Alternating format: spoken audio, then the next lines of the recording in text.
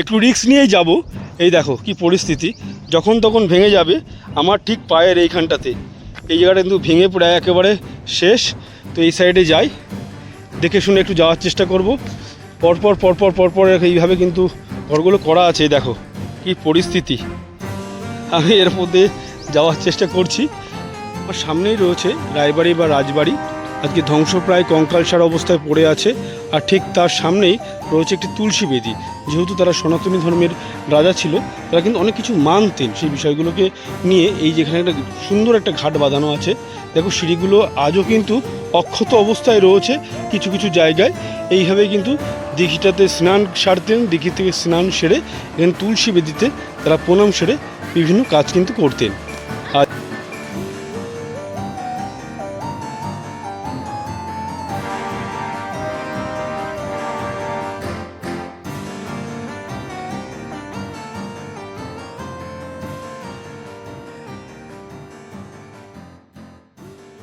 নতুন একটি ভিডিওতে আপনাদের সবাইকে স্বাগত।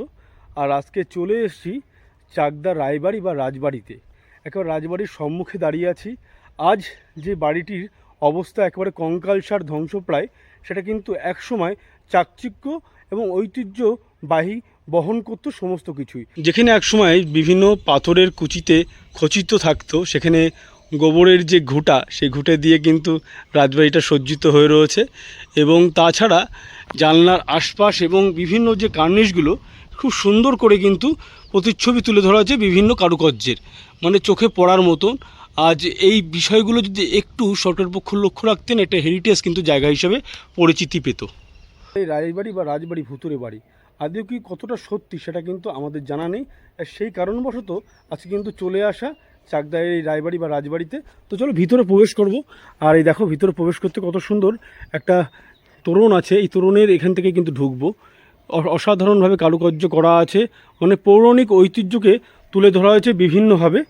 আর এই মুহূর্তে প্রবেশ করে গেছি রাজবাড়ির যে বিভিন্ন অংশগুলো দেখো জরাজীর্ণ অবস্থায় পড়ে রয়েছে। তখনকার সময় এরা কিন্তু কোনো রকম লোহার কাজ থাকতো না, শুধুমাত্র কাঠের, এই যে কাঠের সমস্ত কিছু দিয়ে কলমগুলো দেওয়া হতো।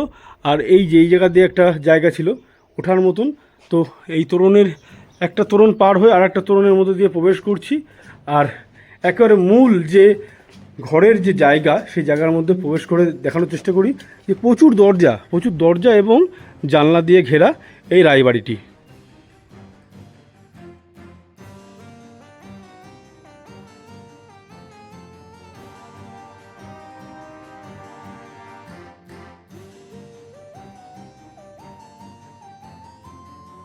তো যারা এখানে আসছেন তারা কিন্তু এই জায়গাটাকে বিকৃত করার চেষ্টা করছেন।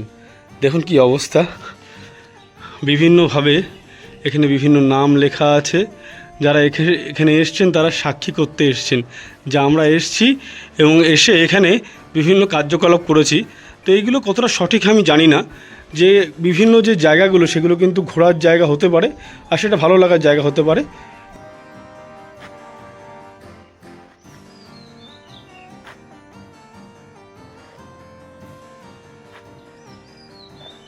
তো এখানে একটা সুড়ঙ্গ মতো লাগছে, দেখা যাক এই জায়গাটা কোথায় যাচ্ছে। আমরা সিঁড়িগুলোতে পুরো মাটির কিন্তু প্রলেপ জমে গেছে বিভিন্নভাবে, যে কত বছর ধরে পড়ে আছে। তা সে জায়গায় দাঁড়িয়ে এখানে এরকম পরিস্থিতি হতেই পারে। ঘুলঘুলি দরজা মতো আছে এই সাইডে। আর এই সিঁড়ি বেয়ে আমরা উঠে যাব। আচ্ছা, এটাই সিঁড়ি, অনেকগুলো সিঁড়ি আছে, তার মধ্যে একটা সিঁড়ি রাজবাড়ির। এই যে দেখো কত সুন্দর লাগছে ওপর থেকে ভিউটা, চাকদা রাজবাড়ি। আর এই যে মূল ফটকের যে জায়গাটা ঠিক এরকম করে কিন্তু করা রয়েছে খুব সুন্দরভাবে। ঐতিহ্যপূর্ণ যে সমস্ত কাজ করা ছিল সেই সময়ে তা কিছুটা বিক্ষিপ্তভাবে রয়েছে, আর কিছু নেই। এই সামনে দেখায় কিছুটা ফাটল হয়ে গেছে। সময় কিন্তু সিমেন্ট কিংবা বালির কাজ ছিল না বা রডের কাজ ছিল না, শুধুমাত্র চুনসুরকির ওপরে কিন্তু এই বিল্ডিংটা টিকে আছে। তো সেরকমই একটি জায়গায় কিন্তু প্রায় ধসে গেছে। কালের নিয়মে আজ সব শেষ, রাজবাড়ির সব কিছুই কিন্তু বিচ্ছিন্ন অবস্থায় রয়েছে। আর কি পরিস্থিতি দেখো। আর এপাশের যে চালাটা আছে একটু দেখিয়ে নিয়ে আসার চেষ্টা করি। এই দিক দিয়ে কিন্তু সম্পূর্ণ যে দিঘিটা, এই রাজবাড়ির যে দিঘি সেটা কিন্তু সম্পূর্ণ এইভাবে দেখা যেতে পারে, এবং এখানে উঠলেই এলাকার সমস্ত জায়গা কিন্তু একেবারে নজরবন্দির মধ্যে থাকবে।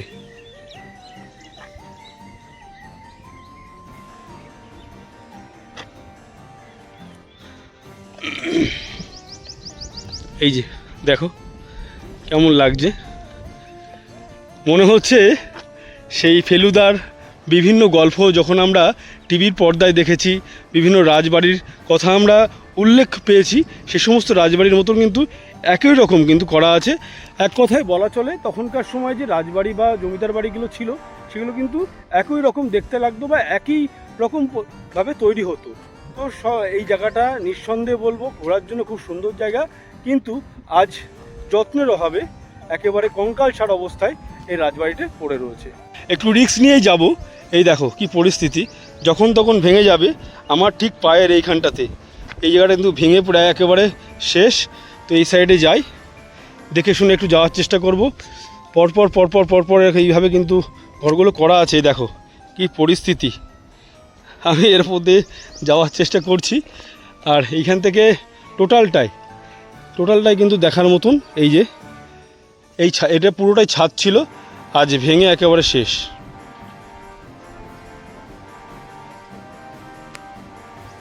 আছে এই যে রাজবাড়ি, তা কিন্তু ঔপনিবেশিক আমলে তৈরি করা এবং তার একটা ঐতিহ্যবাহী কিন্তু জায়গা ছাপ রেখে দিয়েছে নদিয়া জেলার এই রাজবাড়ি বা রায়বাড়ি। তো 1960 সালে ধীমন রায়ের রাজার হাত ধরে কিন্তু এই বাড়িটি নির্মাণ হয়। পরবর্তীতে বিভিন্ন কারণের জন্য এই বাড়িটিতে আর রাজবাড়ির লোকজন থাকেন না, কলকাতা বা অন্য বিভিন্ন জায়গায় থাকেন, এবং বংশ পরম্পরায় কিছু সংখ্যক মানুষ এখানে আছেন এবং তারা চেষ্টা করছে এগুলোকে ডেমোলিশ করে অন্যান্য কিছু করার। এখানের পরিস্থিতি সেই চাকচিক্য অবস্থা আজ নেই, কঙ্কালসার অবস্থায় রাজবাড়িটি পড়ে আছে। কিন্তু কোনো কোনো সময় মনে হয় এখানে কোনো পুজো পার্বণও হয়ে থাকে, কারণ এখানে কিছু দূর দেখা যাচ্ছে একটা আলপনা করা আছে। তো কোনো একটা পুজোর সম্ভবত এখানে হয়েছিল, কিংবা কোনো শুটিংয়ের জন্য কিন্তু এখানে আসে অনেকে বিভিন্ন জায়গা থেকে। তো আপনারা যারা স্বল্প সময় অল্প খরচের মধ্যে ঘুরে দেখতে চাইছেন, চাকদার রাজবাড়ি বা রায়বাড়িতে চলে আসতে পারেন। তো যেখান থেকে এলাম সেই জায়গা দিয়ে কিন্তু এই যে এটা সম্ভবত একটা টাওয়ার বলতে পারেন। এখান থেকেই বহির আক্রমণ থেকে রক্ষা পাওয়ার জন্য এটা তৈরি করা। তো এখানে কি আক্রমণ হয়েছে জানি না। আর এই সাইডটাতে দেখা একটা ঘন্টাঘর মতো অবস্থিত, দেখুন এখানে একটা ঘন্টাঘর মতো আছে। এখানে এই সম্পূর্ণটাই কিন্তু রাজার সম্পত্তির মধ্যে ছিল, আজ আর কিছুই নেই বলতে চলে। দেখো কি অবস্থা।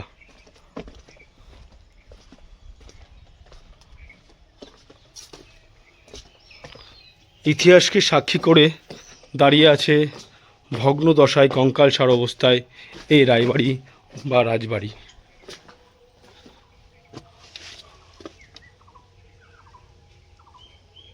আমার সামনেই রয়েছে রায়বাড়ি বা রাজবাড়ি, আজকে ধ্বংসপ্রায় কঙ্কালসার অবস্থায় পড়ে আছে। আর ঠিক তার সামনেই রয়েছে একটি তুলসী বেদি। যেহেতু তারা সনাতনী ধর্মের রাজা ছিল, তারা কিন্তু অনেক কিছু মানতেন। সেই বিষয়গুলোকে নিয়ে এই যেখানে একটা সুন্দর একটা ঘাট বাঁধানো আছে। দেখো সিঁড়িগুলো আজও কিন্তু অক্ষত অবস্থায় রয়েছে কিছু কিছু জায়গায়। এইভাবে কিন্তু দিঘিটাতে স্নান সারতেন, দিঘি থেকে স্নান সেরে এখানে তুলসী বেদিতে তারা প্রণাম সেরে বিভিন্ন কাজ কিন্তু করতেন। আজ এখানে পোষ্য এবং অন্যান্য যারা আছেন এখানকার স্থানীয় বাসিন্দারা, তারাই শুধু বসবাস করেন, তাছাড়া রাজবাড়ির কেউ কিন্তু নেই। ও আচ্ছা আচ্ছা আচ্ছা, এখানে এই যে দিঘিটাতে জল তো সারা বছর থাকে থাকে না এখন আর? আচ্ছা, উনি একজন এই গ্রামেরই বাসিন্দা, ওনার মুখ থেকে শুনতে পেলাম রাজার বংশধর কিছু মানুষ আছেন, আর কিছু মানুষ কিন্তু কলকাতা বা অন্যান্য জায়গায় চলে গেছেন। তো একে একে সিঁড়ির ধাপগুলো পার করে আমরা যাব একেবারে রাজবাড়ির ভিতরে অন্দরমহলের দিকে। কি অবস্থা দেখো, সেই যে চাকচিক্য রাজবাড়ির আজ কঙ্কালসার অবস্থা। অবশ্যই করে যারা আমার এই ভিডিওটি দেখছেন তাদেরকে বলবো যে আপনারা পারেন অবশ্যই পিকনিকের দিনগুলোতে বা অন্যান্য ছুটির দিনগুলোতে আপনারা কিন্তু এখানে এসে ঘুরে যেতে পারেন। এখানকার পারিপার্শ্বিক পরিবেশও কিন্তু খুব সুন্দর। তো এই ছিল চাকদার রায়বাড়ি বা রাজবাড়ির সংক্ষিপ্ত ইতিহাস। আমি সবটা জানি না, তবু এখানে ঘুরতে ঘুরতে যেটুকু জানতে পারলাম বা মানুষের মুখ থেকে শুনতে পারলাম সেটুকু আপনাদের জানানোর চেষ্টা করলাম। আপনাদের কেমন লাগলো অবশ্যই কমেন্ট বক্সে কমেন্ট করে জানাবেন। যারা চ্যানেল নতুন তারা চ্যানেলটিকে সাবস্ক্রাইব করে পাশে থাকা বেল আইকনটি প্রেস করে রাখবেন নতুন নতুন ভিডিওর নোটিফিকেশন পাওয়ার জন্য। তো চলুন বন্ধুরা, আজকের মতো টাটা, পরবর্তী অন্য কোনো ভিডিওতে আবারও দেখা হচ্ছে।